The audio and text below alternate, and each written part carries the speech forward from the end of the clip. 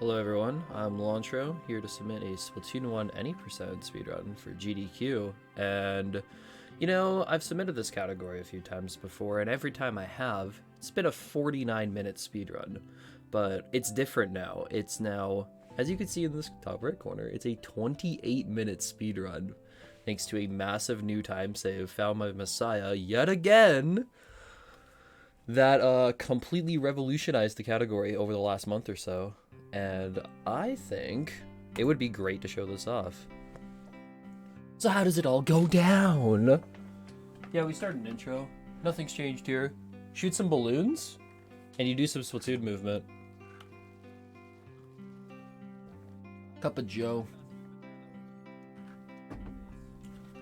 But yeah, never played Splatoon before. Usually have an ink spreading weapon. ZR, put a path of ink in front of you. ZL puts you in squid form so you can move faster through the ink. And we also got subs as well with the R button. We start out with just the splat bomb, but we're going to need all three sub weapons you can get in this game, which means we're going to need the Seekers, we're going to need the burst bombs. They all have their own different uses, but since we are going to be skipping a lot of things this run, we're going to be having to get subs at different times. That's also a nice intro. 48 flat. See, listen, here's a little thing we do at top-level Splatoon runners. You gotta judge intro times a little bit. That might sound harsh, but okay. If you're getting a 49 when you have a 28, something's wrong, okay? You gotta be grinding 48 intros, that's what I'm saying. But yeah, we're kinda chilling at the start. Get through intro, a little bit of mashing. It's a bit of a slow start, but then you get into gameplay. So basically, how this route is gonna work.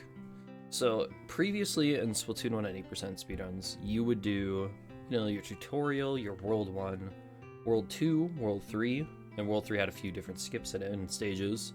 Then you would do World 4 skip, play World 5, and then Octavio. And essentially how this run works now is we're going to do tutorial, and then we're going to do World 1 the same. Nothing's changed there. But then we're going to perform a trick found by Messiah called World 4 Early, where we're going to go from World 1 to the 18 kettle in World 4, and then from the 18 kettle, we do World 4 skip, and then you go to World 5 and then Octavio. That's how the route works now. So in the process of doing that, we've eliminated World 2 and World 3 from the run, which is just super interesting. But I'm not going to talk too much about World 4 early until we actually get there, because it's kind of majestic watching it for the first time. It's like, what are we looking at? But yeah, Captain Cuttlefish has given us the laydown right here, talking to us about the Octarians. We got to stop DJ Octavio. We got our hero gear. Thankfully, this hero shot is a lot better than the Splatter Shot Jr. we had back in intro. The Splatter Shot Jr. can't shoot in a straight line. This thing's a little better. But yeah, unlock our first invisible kettle, and we go into level 1. It's a pretty simple stage, mainly just an aim lab. You're making sure along the way that you're collecting a decent amount of power eggs. By the end of this stage, we're going to want to have at least 45. If you don't have 45, it can get really bad. But yeah, a lot of this first stage is just comboing between enemies. 1, 2, 3 with your aim. You can distract the shielded enemies with a bomb. That's awesome. Take out this first guy. Bomb, shoot, turn back, jump.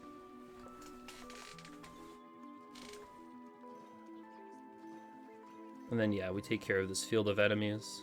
That one didn't want to get hit. It happens sometimes. No big deal.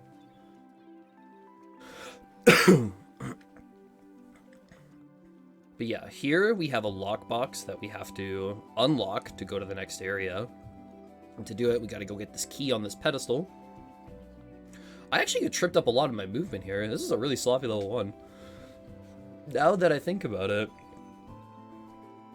But yeah, in this back right corner, this has a key, which we can use a bomb to break all the boxes, and then get towards the lockbox and finish the stage. And as you can see here, I got 50 power eggs, which is more than enough. We're gonna be just fine. That's still a 419.4? How? Like, I noticed pretty major mistakes there. I feel like that should have been a 420. Interesting. But yeah, now we're going to be going into level 2. Our goal by the end of level 2 is to have 100 power eggs. Armors and specials give you 10 power eggs if you finish the stage still having them on. So we're going to pick up an armor and get to 90 power eggs. That's the plan. Throughout this entire stage, we're making a global cycle here called cannonless. There's actually a new strat with cannonless that saves a second and a half that Suo found.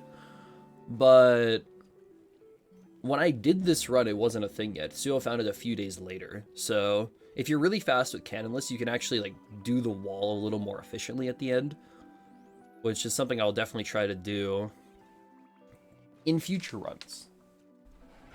But I got this run like a few weeks ago now. I've kind of been chilling. Knock this Octo Ball off the pedestal. You need to be really careful with Octo Balls. They do an insane amount of knockback. And take an insane amount of knockback. This is a cool strat. You put ink on the ground and you put a bomb down as you're falling. Takes them all out. That's a scary ledge. I'm surprised I got that.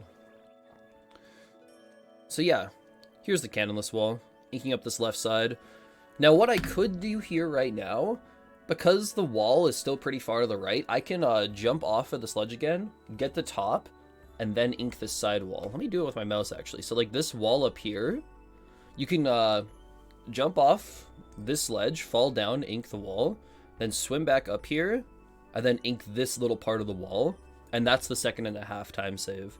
But I wasn't aware of this yet, so we do ye old traditional, and my wall inking is just really questionable, but we got up there. It's fine. The ye old cannonless strat that we've been doing since like 2016 or something.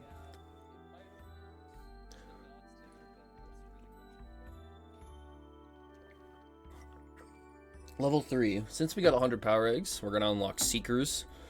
This was actually, when we found World 4 earlier, it was a little bit of a debate whether we should unlock Burst Bombs or Seekers first. They both have their advantages, but Seekers are faster, but a little more annoying.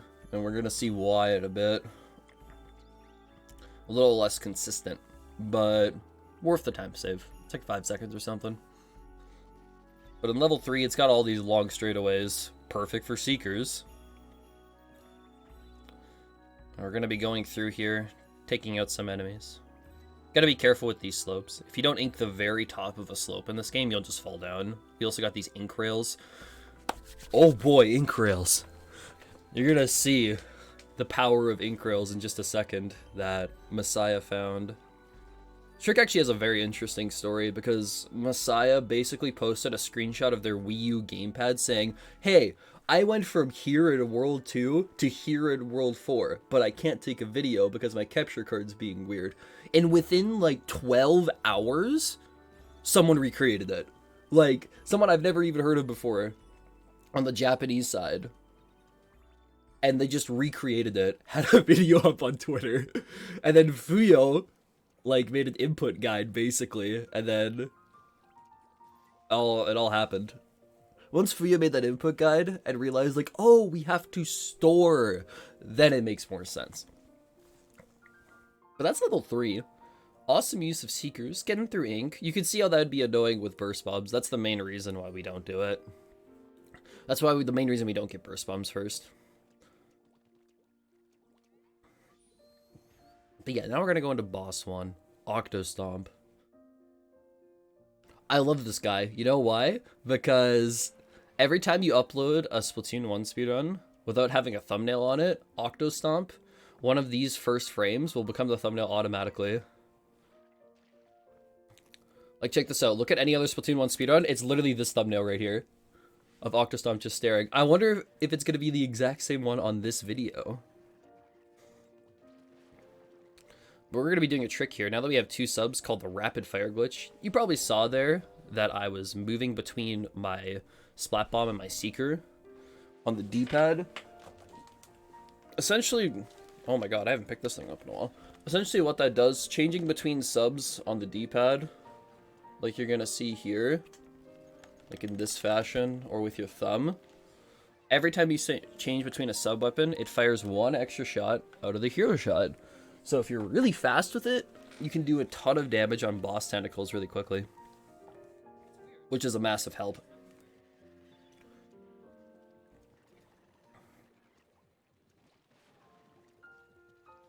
But yep, getting to the top again.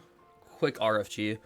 My RFGs have actually been really sloppy lately. Like, it's still fast enough to do all the boss fights, but that's okay. Then go around the scroll here. You pick up the scroll. It's like a 2-second animation. 941 split. It's not bad. Kind of chilling. The fastest I've ever done is a 939. But I think I got 937 or lower now with the new cannonless strat that Suo found. But yeah, that's World 1. Alright, so essentially, now we're going to do World 4 early. The first thing we need to do for World 4 early is activate this ink rail and go to World 2. Technically, you can do this just from the World 1 side. It is possible, but it is 100 times harder. For the sake of consistency, you're going to see this method. This method, like, actually works pretty reliably. So we're going to ink down here. And then we're going to unlock level 6, and then jump back to World 1. Now, what we're going to do here is do something called jump storage. Or rail storage, I guess. Where I'm going to tap ZL and press left very quickly, going towards the bottom of this ink rail. And if I do that correctly, I'll get this super high jump on the rail. Now the jump is stored. If I don't touch an ink rail, unless I'm doing my inputs for the trick, then my jump will be stored. So as long as you're doing the inputs correctly on the trick, you're still going to have jump storage. Meaning, as long as you don't mess up, you don't have to reset up the trick. And that helps save us a lot of time. So jump back to level 6 now. We haven't touched the rail at all. We're going to jump off from this side. You hold ZR to slow your speed correctly, and then we're going to tap ZL just before we hit the rail. And we'll get these really big jumps off of the rail. We're going to get down to this bottom one. ZR, ZL, hold X, and then throw a splat bomb. Like so. And then once the kettle loaded in, it's kind of hard to see on the first one. I wonder if I can. Notice how, like, this kettle has, like, it's loaded in because it has, like, the invisible outline. Usually the issue with World 4 early before is that you have to get high enough somehow to actually load the kettle in. Otherwise, if you're not close enough to World 4's airspace, the kettle won't be loaded. So what we do is we throw a splat bomb, and then we pause the game. Because the bomb keeps moving during the pause screen, but we stay stationary. Meaning that the kettle stays loaded in, the bomb will explode and hit it, while we're still up there in this small window. So that's the first bomb of damage, and since we've done all our inputs correctly on the rail, we still have jump storage. So you just double dip, go back again, hold X, throw the bomb, and you can see the kettle a lot more clearly there, and just like that, we've unlocked level 18. You can now super jump to level 18. We've skipped Worlds 2 and 3 entirely. So from here, we do World 4 skip. It's crazy. This would be one of the advantages right here of having a burst bomb for consistency.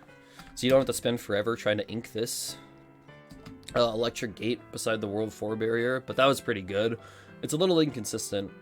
If you aim a little higher on it, it tends to work a little better from my experience, but there you go. Ink this all up, do our light up, and do World 4 skip. And just like that, we're in World 5 in 11 minutes. It's beautiful. Then we can splat bomb and shoot from down here and get the stage unlocked.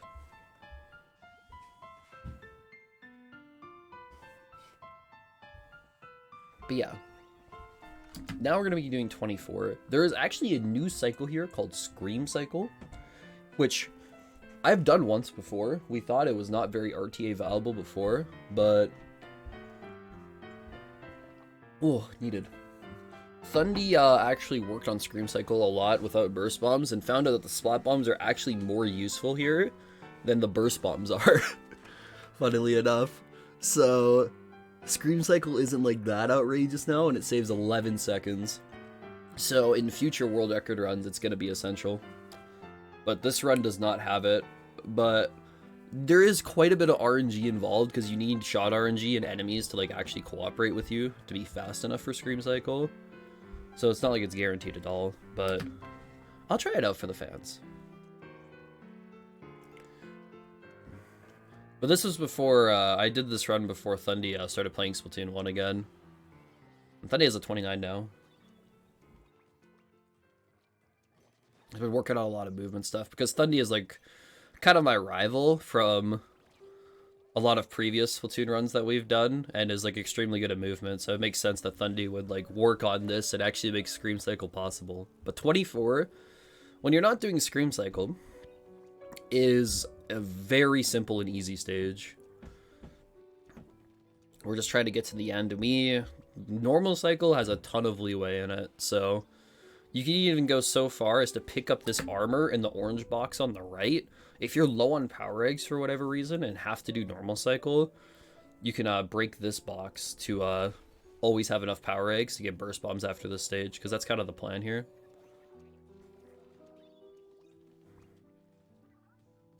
You don't need burst bombs after this stage, but it definitely helps in 26. If you're doing Scream Cycle, you have to do 26 without burst bombs, which is fine, but just weird is what I'm trying to say. But yeah, we get up there on our normal cycle, and then essentially we have to do this ending left side jump in 24 without burst bombs. And actually, thanks to Pakraken's setups, I actually find it easier without burst bombs, because you just shoot this end part from the bottom up and then do the jump, basically aiming for like the lower part of the windmill. And then I mess up my bomb throw here, but no big deal. It's like a second and a half in the end.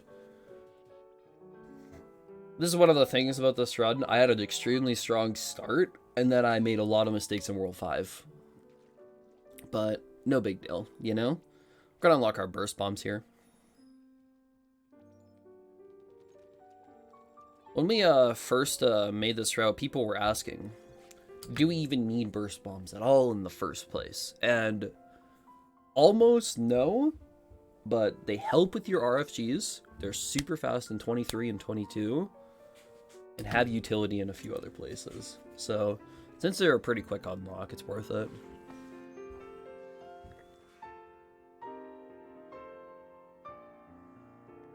The main thing is 23 though.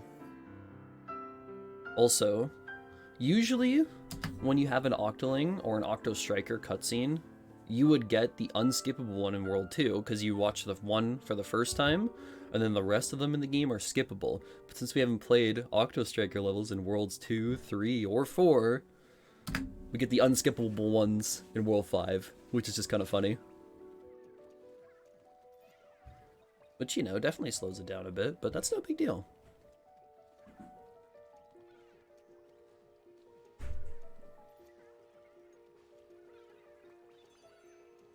And yeah, this little burst bomb throw here definitely helps with our consistency a little bit. And then I messed up my second burst bomb throw there. No big deal though.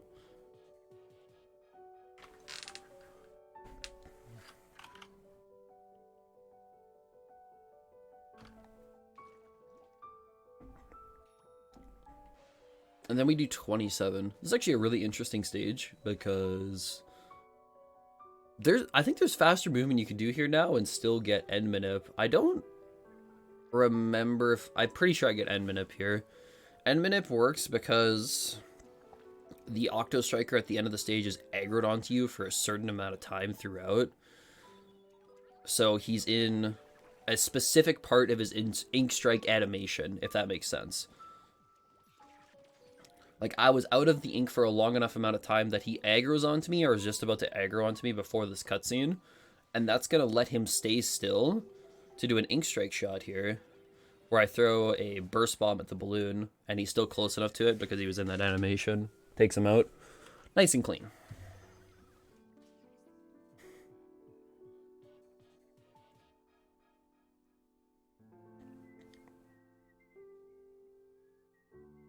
But yeah, next up is going to be level 25. But on the way to 25, we're going to unlock level 22, actually. Because 22 is off in its own little corner in World 5. There's no great time to actually get this, but these 2 bomb throws are like the most convenient time we really have to do it. So we'll just do that. That works out nicely. Then we'll go do level 25. Level 25 is now the only stage in 80% with flutters, which is nice. Less RNG. Flutter patterns are kind of random. And there's going to be an enemy at the end that has a key on top of a flutter, and the flutter can kind of go wherever it wants. So this is a little bit of an RNG stage, but it's not that bad. Like, in the grand scheme of things, and all things Splatoon RNG, a little bit of flutter RNG isn't gonna hurt you, okay? It's gonna be fine. So we get this first key at the end here with the Seeker making a nice path for us. Do our little sub strafe or shot strafe there. Seeker here. And then basically we're gonna have to take out an Octo Sniper on top of one of these flutters. You can see the Octo Sniper is here. Sniper could end up on this one. It could end up like really far on the right here, or it could end up like really close center here. But the Sniper ended up in a pretty center position, but a little bit further in the back. But overall, that's a pretty good Octo Sniper. I think I lost like a couple seconds to gold, which isn't too bad. That's pretty nice. So you take that. That's cool. And then we got the actual difficult execution stages of the run, 23 and 22. There's a lot going on here.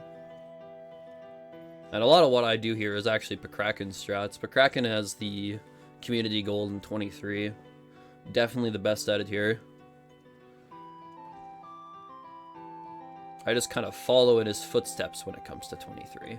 But yeah, got these little Octostamps. You throw a burst bomb forward, they get distracted. Shots, burst bomb. You do a squid on squid to try to conserve speed, but I kind of messed it up. It's whatever. I think what we could do here is do some shots as you're falling from there, and then throw a burst bomb to make this a shorter jump here and less path to cover. But I'm not sure. I'll have to like mess around with it. You do these Inkzuka shots. They get the whole row of sponges and then a perfect path to this launch pad.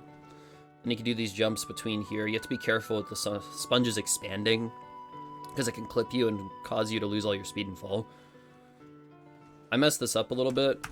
How this is supposed to work, you get this ink down. You're going to throw a burst bomb at this corner between here. It partially inks this. Then if you're straight enough with it, you can just swim across to this sponge, shoot the balloon, and then go to the end. Oh, that's my calendar. Nice.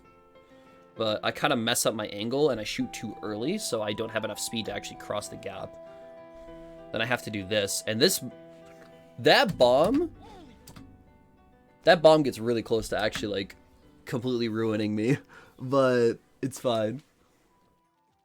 Because if the bomb is too close and explodes really early, it can shrink the sponge that you're on trying to get to the launch pad, and that can lose you a ton of time, but we're good. Then what we'll do here at this ending, we're doing a little bit of movement manipulation to always put these Octolings in the right position every time, because it's not actually consistent. You have to do like movement manip to make it work. But yeah, that was a really bad 23 in like the grand scheme of things. It's not the end of the world though. If I'm working to do runs with a Scream cycle in the future, I definitely can improve a lot of my World 5, that's for sure. There's a lot of improvement I can do. I think I can get like a 28OX in the future. I think that's kind of reasonable with all the different improvements. 28OX would probably be a good goal. You could probably 27 this category, just really difficult. I don't know if we're quite there yet. But, okay. We picked up an Inkzuka at the start there, and we take out all these enemies in the circle like that. We're going to carry this Inkzuka for the next bit. It'll be useful. And you can throw a burst bomb with its top switch and ink up here. That's crazy, bro. But yeah, as long as we got enough of a path here, we can get far enough forward to throw a Splat Bomb. And then do our Inkzuka shots. Make ourselves a path here. 2 quick ones. Then just Octoballs do an insane amount of knockback. If you get hit by these Octoballs here, you're probably dead. So just got to be very careful with that movement. And then take out these 3. And then use the Bubbler's invincibility to grab this key and get to the end of the stage here. And then that is the normal stages in World 5.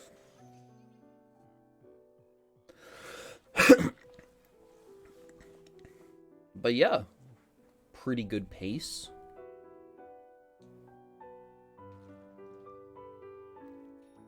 Now we got a little cutscenes here. A little donation reading time here before final boss Octavio. It's actually kind of funny. Octavio has been a pretty long fight for a long time. There's like no way we're gonna make this fight faster. Like, there's actually no way. But everything in Octavio is so far apart from each other that there's like no way we make this fight faster. I don't believe it. But since we've skipped so much of the game now, Octavio is a quarter of the run. Thankfully, it's a really good boss fight. Oh, excuse me. It's not luck-based or anything. It's mostly just skill, RFGs, and knowing your backups. But it just takes up so much of the run now. It's kind of funny.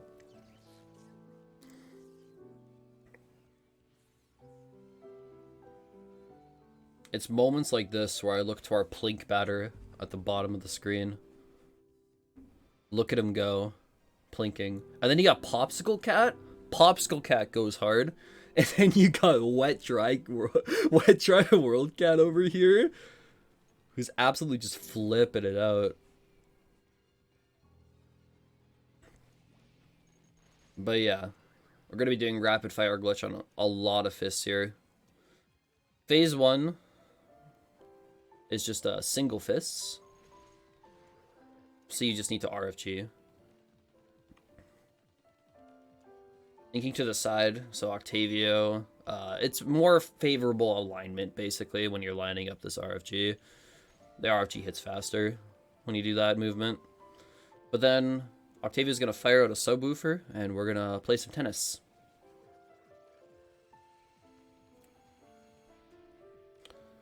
Just RFG and take out all the threats in front of you. I'm surprised that worked. Bada bing, bada boom. That's phase 1. Phase 2 is going to introduce 2 fists at the same time, which we're going to need to do 2 different moves to actually handle everything. There's 3. I actually do all 3 different Octavio moves here. First up is the normal. The normal involves you doing 2 taps on a fist on the first one, and that perfectly aligns the second fist to be right next to you as you do a quick RFG on it.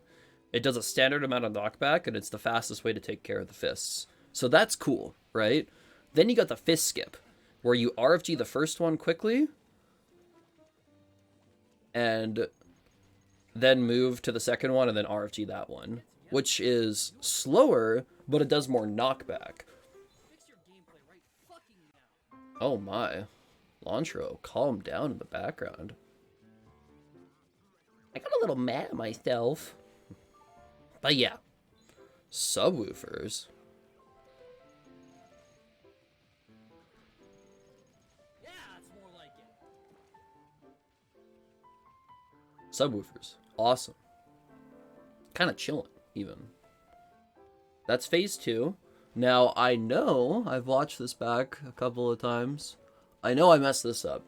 So instead of doing a fist skip here, I'm too slow on this RFG, and I misaim it. So I have to do something called a delay fist here, where you hit back the first fist and you delay the second one from hitting the ground and then hit it back, which does the same amount of knockback as a fist skip and is actually just as fast, or pretty close to the same amount of knockback. Octavio moves slightly forward here because I had to be super far away and pick up the Inkzuka, but it's still enough for this whole cycle to work.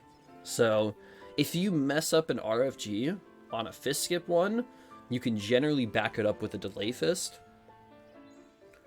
There's one where that's kind of not true though. The one in phase 4, you kind of need to hit a fist skip. But we got an Inkzuka there. We used it to take care of the subwoofer from a distance. You could also RFG the subwoofer. You could RFG the Inkzuka to take out the subwoofers. Say that 5 times fast. But what we do here, we do the setup for a normal fist on this part of phase 4, but then we don't hit this first one, or we don't hit the second fist back there. It's actually a couple seconds faster to do that, but you need to hit skips here in order to like capitalize on that 2-second time save. You have to actually, you need to fist skip there. If you don't fist skip there, the delay is really bad. So get this fist skip, it does all our knockback that we need. That's awesome.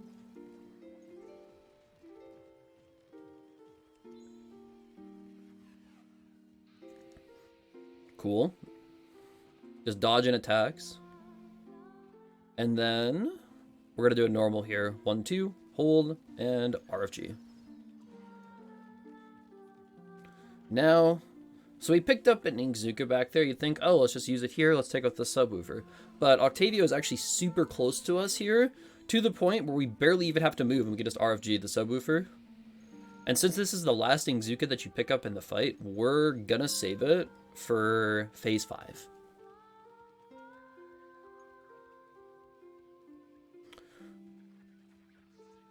And then, just have to mash through this quick little cutscene.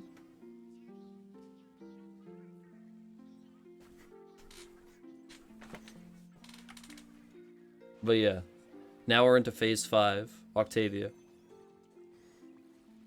Get this little armor here. Start off by just doing a quick fist skip. That one's at an extremely good angle, so that one's like one of the easiest fist skips to get. Because like all of your fall off shots hit. So does that one too.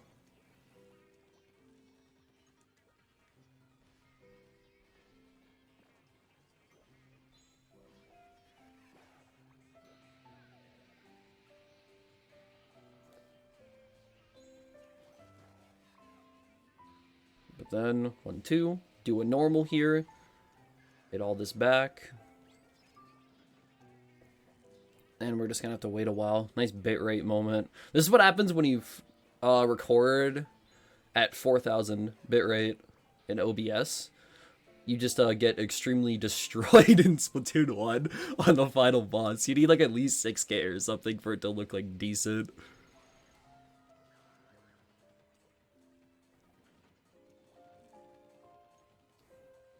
But yeah. We have saved the Inkzuka for this point. It gets really fast, so it's pretty easy to miss an Inkzuka shot here. Got center, which is unlucky, but no big deal. And the third one's quick. Flick over to it. And, bada bing, bada boom. Splatoon 1 80% completed in 28 minutes. Thanks to this massive 21-minute time save. It's a really interesting run. It's kind of insane that we find Messiah finds something 8 years after this game comes out that just completely changes everything. Okay, what do the boards even look like at this point? Hold on, let me pull this up.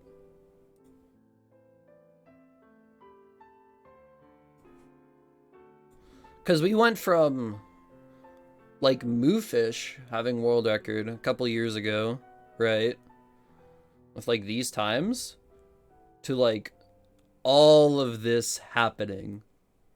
We got multiple 28s all over the place. It's really insane development. I think it'd be cool to show off. But yeah, that's about all I gotta say. Thank you for watching. Long live Splatoon 1 80%. The GOAT. The MVP. The Beast. It's the best.